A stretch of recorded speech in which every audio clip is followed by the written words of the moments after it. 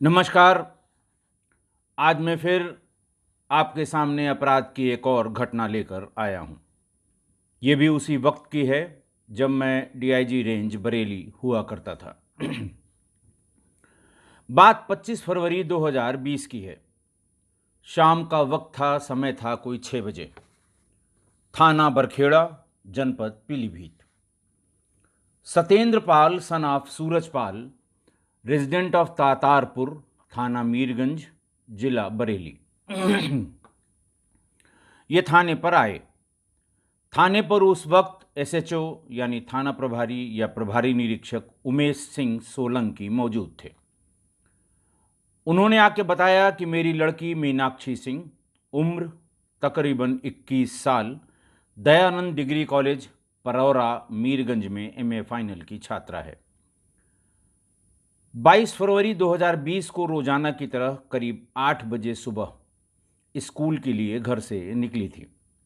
जब शाम तक नहीं आई तो उसकी तलाश की गई तो ये पता लगा कि वो कस्बा बरखेड़ा में देवदत्त शर्मा इंटर कॉलेज के सामने मृत पाई गई थी, जिसे किसी राहगीर की सूचना पर एम्बुलेंस के द्वारा सामुदायिक स्वास्थ्य केंद्र यानी कम्युनिटी हेल्थ सेंटर सीएचसी में भर्ती कराया गया बरखेड़ा के। वहाँ हालत बहुत सीरियस हो गई। उसके कारण जिला अस्पताल पीलीभीत रेफर किया गया। वहाँ भी डॉक्टर्स ने कहा कि ये बहुत सीरियस है, हमारे बस की बात नहीं है। हायर सेंटर बरेली रेफर कर दिया गया। जब उसको लेकर बरेली गए तो बरेली में डॉक्टर्स ने उसे ब्रॉड डेड यानी मृत घोषित कर दिया। मेरी लड़की का पंचायतनामा और पोस्टमार्टम बरेली पुलिस ने ही कराया है और अस्पताल की सूचना पर कराया है। और मैं भी वहाँ पर गया तो डॉक्टरों ने बताया कि पीएम रिपोर्ट और हम लोगों ने जो देखभाल उसकी की, हम लोगों ने जो उसको चेक किया, जो पहले उसको दवाएं दी गई थी, उससे स्पष्ट है कि किसी अज्ञात व्यक्ति द्वारा मेरी बेटी को खाद्य पदार्थ या पेय पदार्थ में कोई जहरीला पदार्थ मिलाकर खिलाया या पिलाया गया है, जिसकी वजह से मेरी बेटी की मृत्यु हो गई है। पीएम रिपोर्ट की कॉपी मृतक के पास थी, जिसमें अंकित था cause of death could not be ascertain, hence viscera preserved.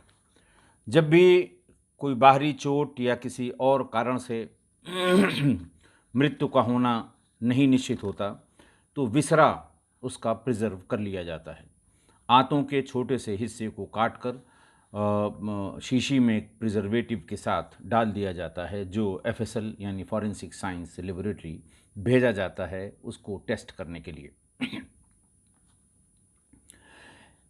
उनकी सूचना पर उमेश सिंह सोलंकी ने एफआईआर अंकित करने के आदेश कर दिए।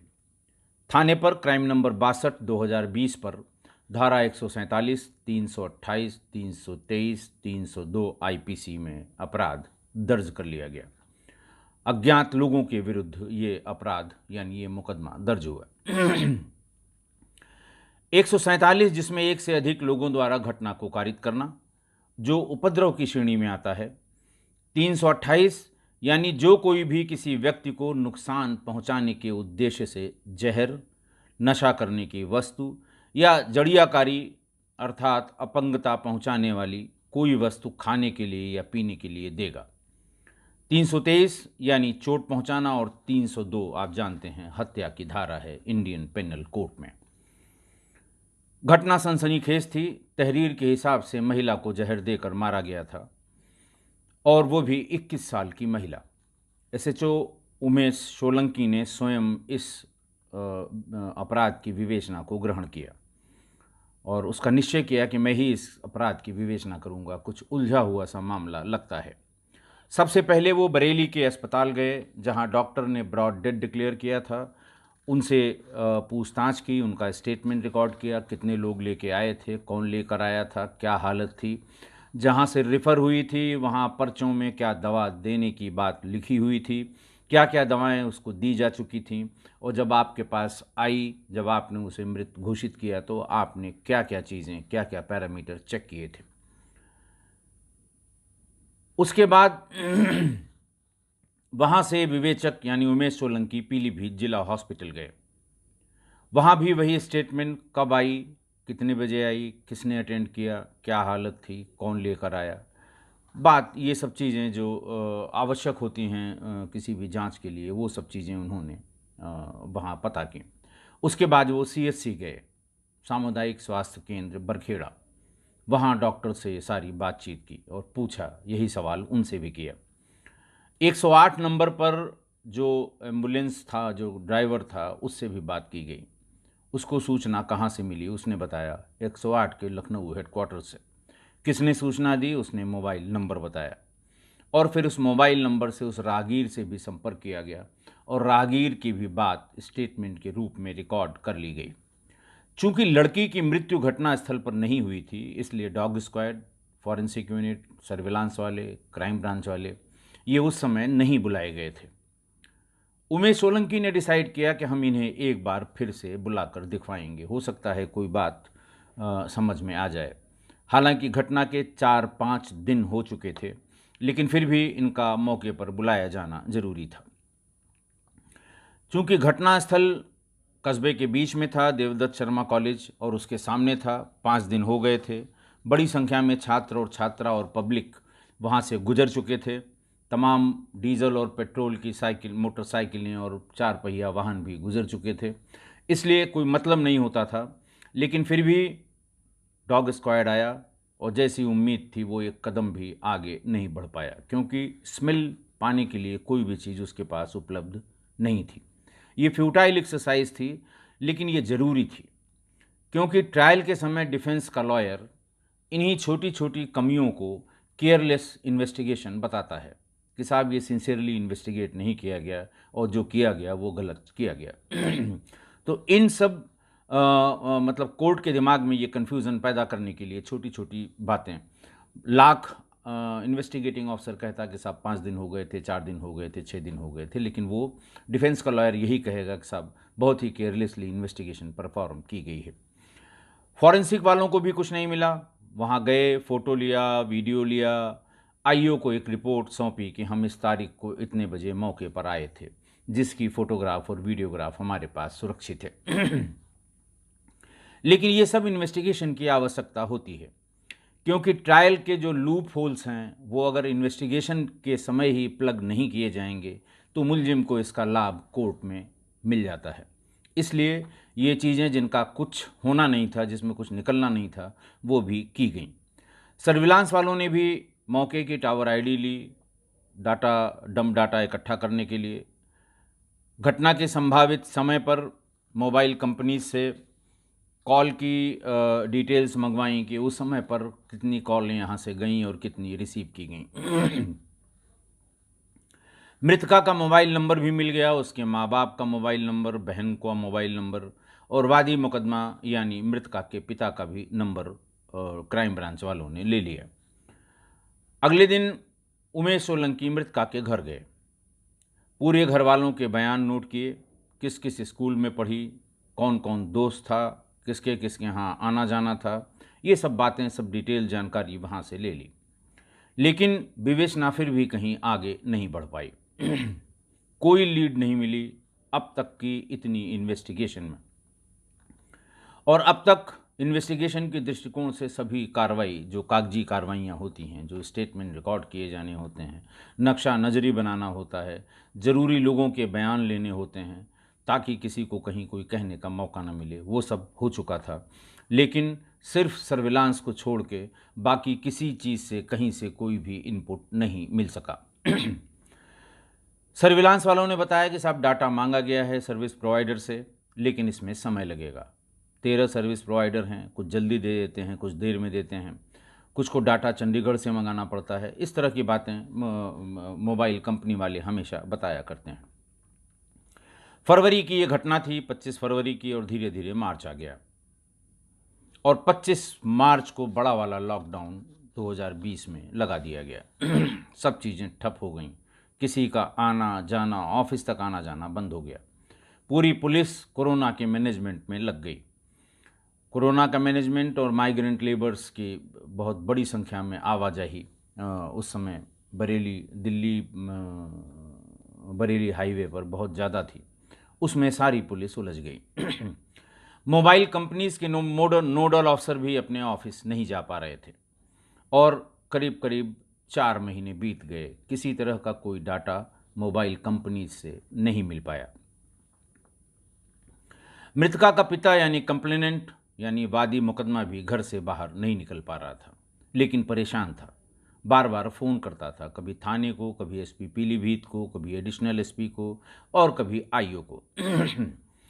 और सब जगह से एक ही जवाब मिलता था कि ज़रा कोरोना को ठीक हो जाने दीजिए, ज़रा कोरोना समाप्त हो जाने दीजिए, अभी बिल्कुल समय नहीं मिल पाया है, ज़रूर हम करेंगे, थोड़ा समय मिलने दीजिए। धीरे धीरे अक्टूबर आ गया। सितंबर से ही अनलॉक की प्रक्रिया शुरू हो गई। अक्टूबर में और तीसरा या चौथा अनलॉक की प्रोसेस शुरू हो गई और चीज़ें धीरे धीरे नॉर्मल होने लगीं। एफआईआर हुए करीब 8 महीने हो चुके थे और कहीं 1 इंच भी विवेचना आगे नहीं बढ़ी थी। सिर्फ इतना हुआ था कि विसरा जब भी प्रिजर्व किया गया पोस्टमार्टम के समय में, तो वो एफएसएल भेज दिया गया था लॉकडाउन के पहले, लेकिन उसकी भी एफएसएल से टेस्ट रिपोर्ट नहीं आ पाई थी। मृतका के पिता सत्येंद्र पाल रेस्टलेस हो रहे थे, बार बार फ़ोन कर रहे थे और कहीं कहीं तो लोगों ने उनके फ़ोन उठाने भी बंद कर दिए कि वही एक बात रिपीट करेंगे कि कुछ करिए।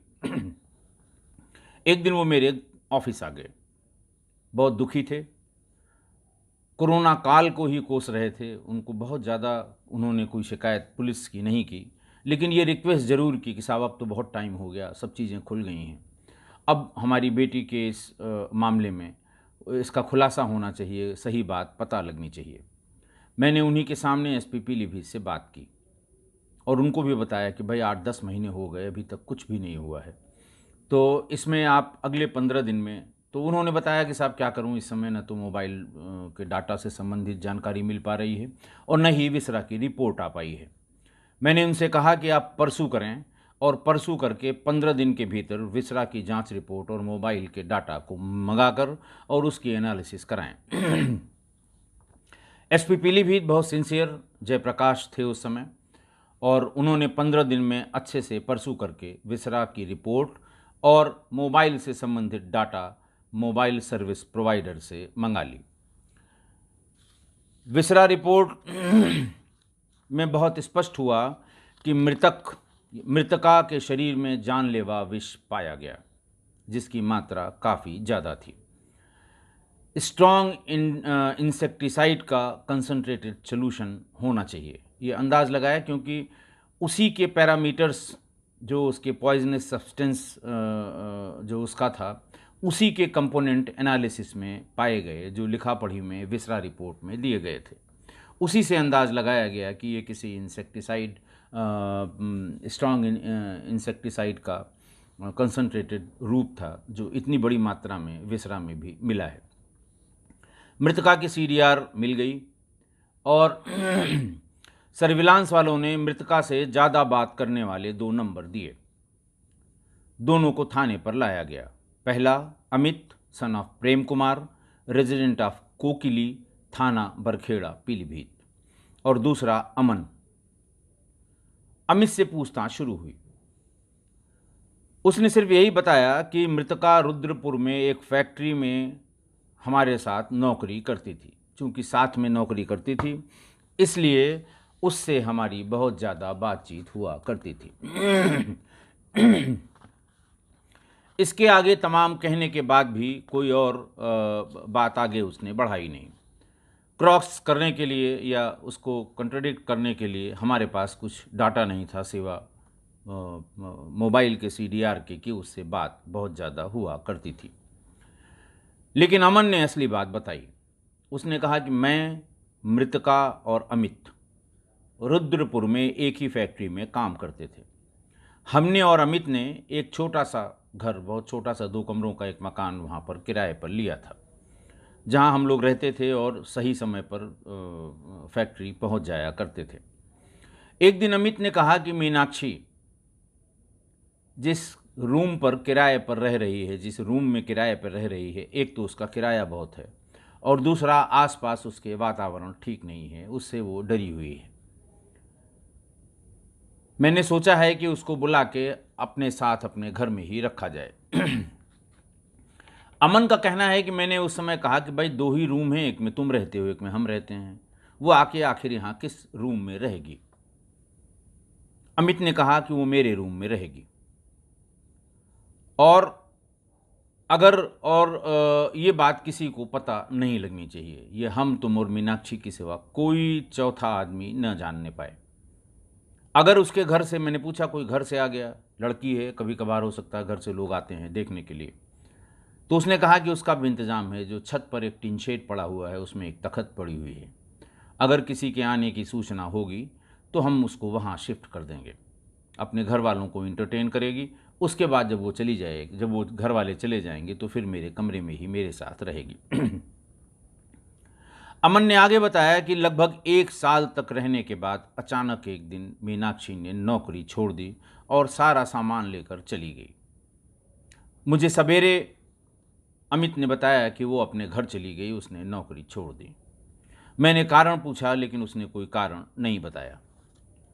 थोड़े दिन बाद, करीब 1 महीने बाद ही, एक शादीशुदा महिला को साथ लेकर जब अमित आया तो मैंने पूछा ये कौन है। उन्होंने कहा ये मेरी पत्नी है और मेरी इसकी फलां तारीख को शादी हुई है। इसके थोड़े दिन बाद ही मैं भी दूसरी फैक्ट्री में नौकरी करने चला गया। जब थानाध्यक्ष ने अमित के मुंह से ये सुना कि साल भर हम लोग 8 बाई 8 के एक कमरे में एक साथ रहे हैं, वो तुरंत समझ गए कि क्या हुआ होगा। जब अमन ने ये बात बताई, उन्होंने कहा अच्छा, ये बात तो अमित ने कुछ सांस ही नहीं लिया। अमन की बात से वो समझ गए कि इसमें क्या हुआ होगा, क्या झोल होना चाहिए। उन्होंने फ़ौरन अमित को फिर से पूछताछ के लिए अपने कक्ष में बुलाया और इतने गुस्से में थे कि ये इम्पॉर्टेंट बात इसने छिपाई कि बुलाते ही वो श्रेणीबद्ध पूछताछ पर उतर आए। ज़्यादा टाइम नहीं लगा, थोड़ी देर में ही अमित लाइन पर आ गया। उमेश सोलंकी ने पूछा कि जब 1 साल तुम 20 साल की लड़की के साथ 8 बाई 8 के कमरे में अकेले रहे हो तो कुछ तो हुआ होगा कि जो बिना शादी किए वो चली गई और तुम शादी करके दूसरी लड़की ले आए। अमित ने बताया कि फैक्ट्री में काम के दौरान हम दोनों एक दूसरे को पसंद करने लगे, बहुत नज़दीक आ गए। मैंने उससे कहा कि इतने कम पैसे में किराया भी देना और बाकी चीज़ें खर्चे में शामिल हैं, तो तुम क्यों किराया दे रही हो? मैं किराया दे ही रहा हूँ, तुम मेरे पास आके रहो, तुम्हारा किराए का पैसा बच जाएगा, और अगर मकान मालिक ने कोई ऑब्जेक्शन किया तो थोड़ा किराया और बढ़ा देंगे। नेचुरल था, हम लोग जब एक साथ रहने लगे तो हमारे उसके संबंध हो गए और बहुत गहरे संबंध हो गए। 2-3 महीने के बाद मीनाक्षी ने एक दिन कहा कि अब हम लोगों को अपने घर वालों को बता देना चाहिए, मेरे पापा तुम्हारे घर रिश्ते की बात लेकर जाएंगे, तुम अपने घर वालों से बात किए रहना ताकि कोई दिक्कत न हो, हम दोनों सजाती भी हैं, शादी में कोई अड़चन नहीं होनी चाहिए। अमित ने आगे बताया कि मैंने उसको मना कर दिया कि देखो, अगर घर वालों को पता लगा तो फिर हम साथ नहीं रह पाएंगे, क्योंकि शादी के पहले लड़का लड़की का एक साथ रहना ये बहुत ही आपत्तिजनक माना जाता है। न तुम्हारे घर वाले कभी अलाउ करेंगे, न हमारे घर वाले अलाउ करेंगे। इसलिए कुछ दिन तक थोड़ा पैसा और इकट्ठा कर लेते हैं कि अगर मान लिया शादी के लिए घर वाले राज़ी नहीं होते तो हम कोर्ट मैरिज कर लेंगे और बिना घर से कुछ मांगे हुए कुछ दिन तक अपना खर्चा चला लेंगे, बाकी बाद में दोनों परिवार मान ही जाएंगे, इसमें कोई दिक्कत नहीं होनी चाहिए। ये तर्क सुन के मीनाक्षी मान गई। उन लोगों ने एक दूसरे की कसम भी खाई कि हम किसी से भी इस बात का जिक्र नहीं करेंगे कि हम साथ साथ रहते हैं और हम लोगों के संबंध हैं, ये तब तक जिक्र नहीं करेंगे जब तक हम लोगों की शादी नहीं हो जाती। अमित ने आगे बताया कि इसी बीच रक्षाबंधन पे मैं भी घर गया और मीनाक्षी भी घर गई। मैं घर गया, रक्षाबंधन के कार्यक्रम के दौरान ही मेरे घर वालों ने, मेरे माँ बाप ने और मेरी बहनों ने ये बताया कि पापा ने तुम्हारी शादी तय कर दी है और कल लड़की वाले तुम्हारा बरक्षा करने आ रहे हैं। कल बरक्षा की रस्म होगी। अमित ने कहा कि मैं कुछ बोल नहीं पाया और ना ही ये कह पाया कि मैं मीनाक्षी से शादी करूंगा। अगले दिन लड़की वाले आ गए, बरक्षा का पूरा कार्यक्रम हुआ, सारे रिश्तेदार इकट्ठा हुए और बरक्षा हमारा हो गया। 2 दिन की छुट्टी के बाद हम और मीनाक्षी दोनों फिर अपने कमरे में पहुंच गए। मैं उसको बताने की हिम्मत नहीं कर पा रहा था, ऐसा अमित ने बताया। करीब 10 दिन बाद मीनाक्षी ने मुझसे पूछा कि तुम्हारा तो रिश्ता तय हो गया है। मैंने मना किया तो मीनाक्षी ने कहा कि लड़की वालों ने किसी के थ्रू मुझसे पूछवाया है कि तुम्हारी फैक्ट्री में फला फला अमित नाम का लड़का काम करता है, फला जगह का रहने वाला, जरा उसके बारे में पता कर लो कि कैसा लड़का है, किसी लड़की से उसका कोई चक्कर तो नहीं है, ये पता करने के लिए स्पेसिफिक मुझसे कहा गया। मैंने भी पूछा किससे शादी तय हुई, तो डिटेल मुझे बताइए, फला फला की लड़की से तुम्हारी शादी तय होने की बात मुझे बताई गई। फिलहाल मैंने उनसे कुछ नहीं कहा। मैंने कहा ठीक है, मैं पता करके बता दूंगी। पहले मैं तुमसे कंफर्म करना चाहती थी कि क्या तुम्हारी इंगेजमेंट यानी बरक्षा हो गया। अमित ने बोला, मुझे काटो तो खून नहीं। मैं घबरा गया, थोड़ी देर तक कुछ बोल नहीं पाया, लेकिन मुझे बताना पड़ा कि मेरा बरक्षा यानी इंगेजमेंट हो गई है। मीनाक्षी बहुत गुस्से में आ गई और उसी समय अपना सारा सामान लेकर नौकरी छोड़कर अपने घर चली गई। वो फ़ोन करके मुझे भला बुरा कहने लगी और कहने लगी कि मैं सुसाइड करूँगी। तुमने तो शादी कर ली, तुम्हारी तो शादी हो जाएगी, मैं शादी नहीं करूँगी, लेकिन मैं सुसाइड कर लूँगी और सब लिख पढ़ के तब मरूँगी ताकि तुम्हारे किए की सज़ा तुम्हें मिले। मैंने तुम्हारी कसम खाई थी, इसलिए आज तक मैंने घर में किसी को कुछ नहीं बताया, और तुमने शादी भी कर ली, तय कर ली और शादी हो ही जाएगी। 4-6 दिन बाद उसकी शादी होने वाली थी।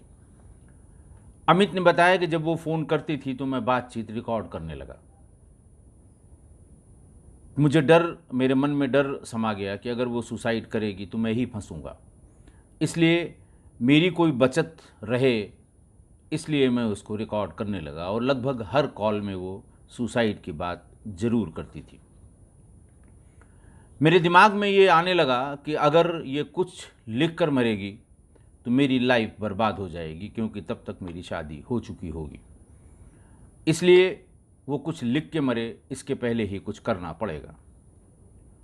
मैं बरखेड़ा के पास ही कोकिली गांव का रहने वाला था, और वो बरखेड़ा में देवदत्त शर्मा कॉलेज में कभी कभी किसी टीचर से मिलने आती थी, उनके नोट्स के चक्कर में, जो हमेशा वो बताया करती थी, क्योंकि वो केवल एग्ज़ाम के समय छुट्टी लेकर जाती थी और पढ़ाई जो कुछ किताबें उताबें थी वो खुद कमरे पे रखती थी और बताती थी कि फ़लाँ टीचर से मैं नोट्स लाती हूँ। मैं अपने गांव गया और उसको फ़ोन किया कि मैं मिलना चाहता हूँ। मीनाक्षी ने साफ मना कर दिया कि मैं किसी कीमत पर तुमसे नहीं मिलूँगी। मैंने उससे कहा, झूठी बात कही कि मेरी शादी में एक पेंच फंस गया है और कुछ उसके डेवलपमेंट्स हैं, मैं तुम्हें बताना चाहता हूँ, क्योंकि तुम्हें ये बताना बहुत ज़रूरी है। मीनाक्षी ने फ़ोन पर कहा कि तुम्हारी शादी हो गई, पेंच और डेवलपमेंट का तुम जानो, मुझसे कोई मतलब नहीं है। मैंने कहा, अकेले में नहीं मिलना है मुझे, कॉलेज के आगे बाज़ार में ही किसी दुकान या ठेले के सामने मैं आ जाऊंगा, वहीं तुम कुछ खरीद लेना, मैं भी कुछ खरीद लूँगा, और इसी बीच में मैं 1 मिनट में सारी बातें तुमको बता दूंगा। एक गलती तो मुझसे हुई है, अब मैं दूसरी गलती नहीं करना चाहता। मीनाक्षी ने फिर मना कर दिया, लेकिन 5 मिनट बाद उसने फ़ोन किया कि ठीक है, बाज़ार में मिलूँगी, मैं अकेले नहीं मिल पाऊँगी तुमसे। मैंने कहा ठीक है, मैं बाज़ार में ही सड़क के किनारे खड़ा रहूँगा, पहचान तो तुम लोगी ही, और फिर वहीं हम लोग बात कर लेंगे। उसने आगे बताया कि मेरे मन में यही था कि अगर ये लिख पढ़ के मरी तो मैं बर्बाद हो जाऊँगा, हमें उसके पहले कुछ करना होगा। मुझे पता था कि मीनाक्षी फ्रूटी बहुत पीती है, बहुत ज़्यादा। जब कभी हम लोग फैक्ट्री के बाहर आते थे तो दोनों लोग एक एक फ्रूटी लेके पिया करते थे। किस फ्लेवर की, कौन सी और किस कंपनी की फ्रूटी वो पीती थी वो मैं जानता था, और कभी कभी मैं ही खुद लाकर, जब मैं बाद में आता था तो फ्रूटी ले आता था। अब दोनों लोग एक साथ वहाँ बैठ के रूम पर पीते थे। पहले ही मैंने एक लिक्विड इंसेक्टिसाइड जिसकी छोटी शीशी 500 लीटर या 1000 लीटर पानी में मिलाकर स्प्रे की जाती है, फसलों पर छिड़काव किया जाता है जब उसमें कीट लग जाते हैं, कीड़े लग जाते हैं। मेरे दिमाग में था कि इतनी कंसंट्रेटेड होती है कि 1000 लीटर में मिलाई जाती है, तब भी इससे जो पतंगे या कीट जो उसमें लगते हैं, इंसेक्ट्स जो उसमें लगते हैं, वो मर जाते हैं, तो ये स्ट्रांग होगी।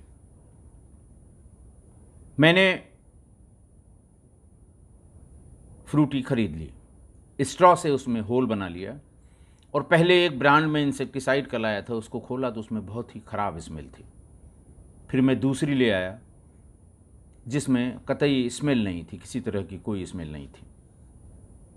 उस छेद को करके मैंने स्ट्रॉ के सहारे ही धीरे धीरे उसमें पूरी शीशी डाल दी। बहुत छोटी शीशी 10 ml की या 15 ml की होती है इंसेक्टिसाइड की। और एक दूसरी फ्रूटी का ऊपर का जो चमकीला हिस्सा होता है, जिसको दबा के या जिसमें होल किया जाता है स्ट्रॉ से, दूसरी फ्रूटी का वो हिस्सा निकाल के उसे अच्छे से क्विक फिक्स 5 रुपए के क्विक फिक्स से मैंने उसको चिपका दिया। मैं 2 पैकेट फ्रूटी लेकर बाहर बाजार में वेट करता रहा। थोड़ी देर में वो दिखाई पड़ गई। मैं फल के एक ठेले के सामने खड़ा था, वो भी आकर रुक गई और फल वाले से सेब का दाम पूछने लगी। मैंने भी सेब के दाम पूछे और उसके थोड़ा नज़दीक जाकर मैंने उससे कहा कि मैं माफ़ी मांगता हूँ, गलती मेरी है, मुझसे बहुत बड़ी गलती हुई है और तुम मुझे माफ़ कर दो। वो कुछ नहीं बोली। मैंने उससे झूठ बात कही कि मेरी शादी टूटने वाली है। तब उसने पूछा कि क्यों। मैंने कहा कि मैं सब बता दूंगा, अभी मैं तुम्हारे लिए तुम्हारे टेस्ट की फ्रूटी लाया हूँ। ऐसे खाली यहाँ खड़े रहना, 2 मिनट में वो फल तौल के दे देगा, फिर भी खड़े रहना अच्छा नहीं लगेगा, कोई देख सकता है कि क्यों खड़े हैं ये लोग। तुम भी फ्रूटी पियो, हम भी फ्रूटी पीते हैं, और 2 ही मिनट में मैं सब बता दूंगा। मीनाक्षी बहुत गुस्से में थी। उसने कहा कि जो बताना हो अभी बता दो, मेरे पास इतना टाइम नहीं है। मैंने फिर रिक्वेस्ट की कि फ्रूटी पी लो। उसने मेरी फ्रूटी मेरे हाथ से उसने फ्रूटी ले ली। चिपका हुआ स्ट्रॉ पैकेट में से निकाला, हर पैकेट में वो स्ट्रॉ उसका चिपका रहता है, निकाला और पैकेट में जल्दी से उसे उस होल में डाल के उसने पीना शुरू कर दिया। मैंने भी जल्दी जल्दी अपना स्ट्रॉ निकाल के और उसको पीना शुरू किया। तब मैंने उससे फर्जी बात बतानी शुरू की कि उन लोगों ने दहेज जितना वादा किया था उतना नहीं दिया। मेरे घर वाले बहुत नाराज़ हैं और उन्होंने ये कहा है कि अब की बार ये अगर अपने मायके गई तो इसे विदा कराकर वापस नहीं लाएंगे, और हमें ऐसा लगता है कि यही होगा और फिर वो उसको कभी नहीं लाएंगे। थोड़ी देर में मीनाक्षी लड़खड़ाने लगी। अमित ने बताया कि शायद पूरी फ्रूटी पी भी नहीं पाई थी, वो हल्का हल्का उसके हाथ लड़खड़ाने लगे। मैंने एक बार पूछा, अरे क्या हुआ क्या हुआ। फिर तब तक उसने उसका फल वाले का ठेला पकड़ लिया गिरने से बचने के लिए। मैंने फल वाले को कहा, अरे इसकी तबीयत ख़राब हो रही है और ज़रा 1 मिनट संभालो, मैं अभी ऑटो लेके आता हूँ, 2 मिनट लगेगा मुझे ऑटो लाने में। और फिर मैं वहाँ से चुपचाप खिसक लिया। जब ये बात वो बता रहा था तो एसएचओ और सारा स्टाफ पिन ड्रॉप साइलेंस रखकर पूरी बात सुन रहा था कि ये कितना शातिर दिमाग है। उसकी इस स्वीकारोक्ति के बाद 3 दिसंबर 2020 को अमित को गिरफ्तार करके जेल भेज दिया गया। सभी साक्ष्यों के साथ 10 जनवरी 2021 को चार्जशीट नंबर 5/21 संबंधित न्यायालय में दाखिल कर दिया गया। आज की घटना घोर विश्वासघात, चालाकी और धोखे की पराकाष्ठा का गंभीर उदाहरण है, जिसमें एक सीधी साधी अति विश्वास करने वाली पढ़ी लिखी लड़की की जान चली गई। पर यहाँ लड़की की इतनी तो गलती थी कि अमित से अपने संबंधों की चर्चा उसने अपने किसी विश्वास पात्र या परिवार या किसी दोस्त से नहीं की। हो सकता है इतने गंभीर संबंध जानने के बाद उसके दोस्तों में, परिवार में या जानने वालों में लोग इस बात को परिवार वालों को बताते, लड़के वालों के परिवार वालों से बात की जाती और हो सकता है कि सब लोग बैठ के इस मसले को सुलझा लेते। जब सबको ये जानकारी हो जाती कि संबंध इस स्तर तक, इस लेवल तक पहुंच गए हैं। पर लड़की ने अति विश्वास में अमित की ही बात मानी और किसी से जिक्र तक नहीं किया। इसीलिए उनके पिता ने न तो किसी पे शक किया, न किसी को बहिश्तवा लिखवाया, न उन्हें जरा सा भी जानकारी थी कि ऐसा भी हो सकता है। और दूसरी तरफ अमित बहुत ही चालाक, किसी के सेंटिमेंट से खेलने वाला, अय्याश और खराब चरित्र का था। उसने विश्वासघात भी किया और बड़ा धोखा भी किया। उसके मन में पाप अगर न होता तो जब उसके घर वालों ने रक्षाबंधन के दिन उसकी शादी तय होने की बात बताई थी तो वह अपने और मीनाक्षी के संबंधों की बात जरूर घर पर बताता। तो किसी को किसी पर इतना विश्वास नहीं करना चाहिए। एक लिमिट तक विश्वास करना चाहिए, पर लिमिट के बाद कभी नहीं करना चाहिए। कोई भी हो, किसी और किसी के बीच की बात हो, आपसी किसी संबंध की बात हो, किसी तरह के संबंध की बात हो, विश्वास की लिमिट होती है। आप अंधा विश्वास करेंगे तो वही होगा जो मीनाक्षी के साथ हुआ है। आशा है आप मेरी राय से सहमत होंगे। हमें ज़रूर बताइएगा। आज के लिए बस इतना ही। बहुत बहुत धन्यवाद।